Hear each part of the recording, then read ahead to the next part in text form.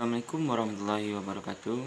Perkenalkan, nama saya Andra Rizky Adi Muhammad Putra, NIM 200870006 dari Prodi Pendidikan Kepelatihan Olahraga. Baiklah, di sini saya akan menjelaskan dari ringkasan materi yang saya lakukan, yaitu tentang pengantar perilaku motorik. Yang bab pertama tentang evolusi bidang studi, bab kedua metodologi untuk mempelajari motor, bab 3 pemrosesan informasi manusia, dan bab 4 perhatian dan kinerja. Di sini hanya sampai 2 bab. Kita masuk pada bab pertama, yaitu evolusi bidang studi, yang menjelaskan lapangan, membedakan antara kontur motorik dan pembelajaran, serta menjelaskan hubungan antara bidang ini dan bidang studi lainnya, yang memberikan sejarah singkat lapangan, dan menunjukkan bagaimana kita menggabungkan pengetahuan tentang gerakan dan dari psikologi, kinesiologi, rehabilitasi fisik, ergonomi, dan sistem saraf. Evolusi bidang studi. Pada hal ini, gerakan memiliki aspek yang kritis dalam kehidupan yang memungkinkan kita untuk berjalan, bermain, dan memanipulasi objek. Gerakannya memiliki berbagai bentuk yang terdefinisi secara genetik, yang mana dapat dikontrol oleh anggota badan atau kemampuan untuk mengorganisasikan kaki kita. Contoh lainnya yaitu refleks dari cakang kucing dan kedipan mata yang cepat sebagai respon terhadap hembusan udara yang tidak terduga. Selanjutnya ada memahami gerakan. Nama gerakan ini adalah mempelajari beberapa aspek yang relevan dari proses pengendalian gerak menggunakan metode ilmiah. Pada pergerakannya lebih berkonsentrasi pada faktor-faktor yang menentukan akurasi gerakan, kecepatan, pilihan gerakan atau pola tindakan. Dan juga tingkat analisis perilaku, yang tujuannya untuk memahami variabel yang menentukan kecakapan kinerja motorik dan untuk memahami variabel yang paling penting dalam pembelajaran perilaku gerakan. Selanjutnya, tingkat analisis perilaku. Tujuannya adalah untuk memahami variabel yang menentukan kecakapan kinerja motorik dan untuk memahami variabel yang paling penting dalam pembelajaran perilaku gerakan. Analisis perilaku ini lebih menarik dan lengkap bila dikombinasikan dengan dua bidang studi lainnya yang mewakili tingkat analisis yang lebih dalam. Selanjutnya, gerakan menekankan.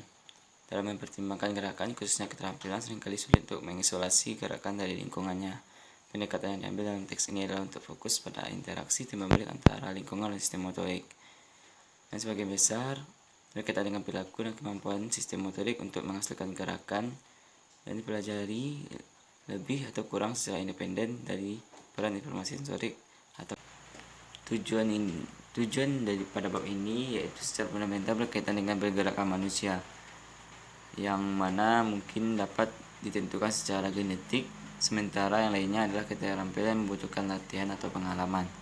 Pada gerakan-gerakan di mana keterlibatan kognitif relatif sedikit, dan sifat gerakan itu sendiri merupakan pilihan gerakan dari alternatif yang sudah dipelajari dan sebagai penentu utama kesuksesan.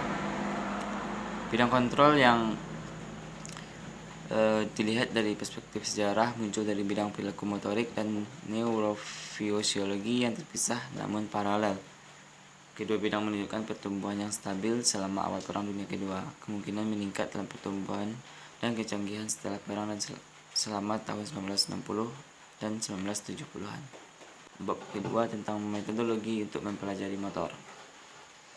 Di sini untuk memahami beberapa metode yang terlibat dalam penelitian dan cara mengukur perilaku motorik, sehingga kami dapat lebih efektif menetapkan relevansi bukti dengan prinsip atau teori tertentu yang dimaksud, yang bertujuan untuk menyajikan tidak hanya prinsip dan teori yang relevan tentang sifat kinerja motorik, kontrol motorik, dan pembelajaran motorik saja, tetapi juga sebagai bukti penelitian yang mendukung atau dalam beberapa kasus membantah dari prinsip teori ini. Perilaku motorik dapat diklasifikasikan menurut beberapa dimensi seperti discrete continue serial, atau mengacu pada sejauhnya gerakan memiliki awal dan akhir yang pasti, dan buka tutup mengacu pada sejauh mana dua pengamat independen mencapai skor yang sama. Hasil dari pergerakan dalam kaitannya dengan tujuan lingkungan pada dasarnya dapat diukur dengan 4 cara, yaitu dalam istilah kesalahan, kecepatan atau waktu, atau besarnya, dan dengan berbagai tugas sekunder. Pergerakan tersebut dapat diukur juga dengan berbagai cara atau banyak cara, tetapi metode umum melibatkan kalkulasi variabel kinematik atau posisi, kecepatan, percepatan, dan pencatatan aktivitas listrik dari otot. Metode yang digunakan untuk menilai kinematika telah berubah secara dramatis dengan teknologi digital dan pengukuran yang tepat dari kontrol motorik sensorik sekarang menjadi normal.